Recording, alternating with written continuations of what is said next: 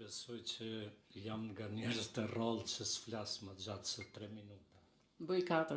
Kështu që shumë shkurt do I bie. Ne dim të gjithë që zhdukja e pronës private për një popull për 50 vite do të thotë zhdukja e identitetit të njeriut. Dhe zhdukja e këtij identiteti ka krijuar tek ne një vakum të jashtëzakonshëm intelektual, shpirtëror, njerëzor. Dhe duke dashur me e mbush këtë vakum mbas rromjes të komunizmit, që ka qenë padyshim më I egri në planet, ne jemi bën imitatorët e gjëra më të këqija të Evropës edhe të shoqërisë shqiptare. Po e marr debatet televizive. Kemi marr yrnekun më të zi të italianëve. So që nuk dihet në asnjë studio televizive në momentin që mbaron një emision, unë t'jap $1 milion që del edhe ban intervistë me publikun atje dhe thuj, më fal, çka u diskutu në këtë debat televiziv, nuk ka njeri që man mend se çfarë është fol.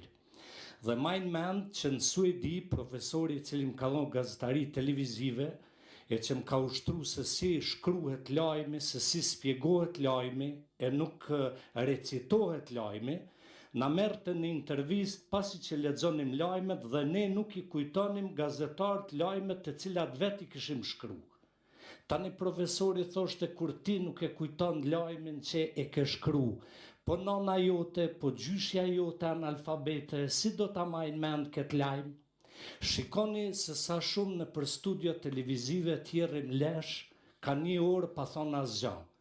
Dhe kjo e ka çorodit shoqërinë shqiptare, e ka çorodit atë bariun, atë punëtorin, atë njeriu në thjesht shqiptar, I cili me shumë drejtë tha kolegu, që e din që është zi, këtu vetëm zi, po shohim, dhe vetmja shpresë ka ngel me ik nga vendi, me lshu Shqipnin, me ik nga ky vend.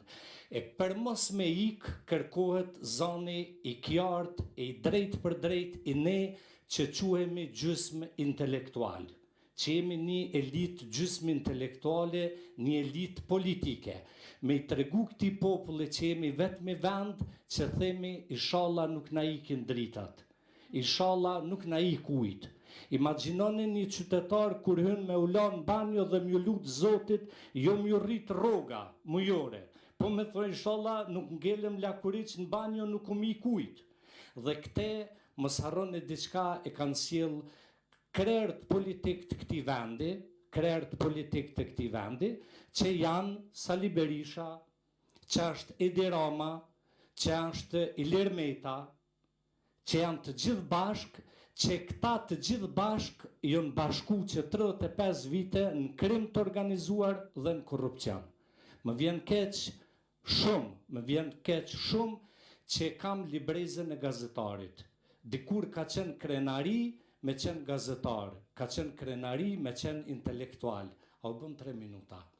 Dhe sot është me të vërtet marrë, është turp me u barazu me një pjesë të kolegëve tonë që kur dalin në studio televizive akoma pa e hap gojen e din se kanë ka ardhur me mbështet. Misioni I ne gazetarëve, I ne analistëve nuk është tjetër përpos me I tregu qytetarit thjesht se ky vend është zhyt në diktaturë. Edi Rama është shndru në Erdoganin e Ballkanit. Edi Rama kontrollon biznesin, Edi Rama kontrollon shëndetësinë, kontrollon drejtësinë, e mbi gjitha e kontrollon median. T'jeni shumë të bindur që ju të cilët jeni sot këtu dhe nuk punoni në media, nuk mundeni me e imagjinu që edhe musafirët, edhe lista e musafirëve që ftohen në për studio televizive, caktohen sot ose prej të mallit Edi Rama, ose prej njerëzve të kabinetit tij. A kum fol shumë? Po ndërprej. Je brenda normave. Faleminderit. Do kisha dëshirë tani të dëgjoja, megjithëse ne jemi pak gra këtu, por ne që jemi nuk jemi këtu si dekor, jemi gra të cilat kemi zë në profesionet tona, në jetën tonë edhe do dëshiroj që ky zë të dëgjoj edhe në këtë tavolinë. Në qoftë se nuk ju vjen keq, do filloja me ju zonja Bozheku. Në radhë parë, dua të falenderoj për ftesën, shoh shumë moshatar të mit dhe kjo është një shpresë në fakt për vendin tonë, sepse një pjesë e moshatarëve të mi janë të kthyer nga jashtë. Dhe dua të kundërshtoj pak Milaim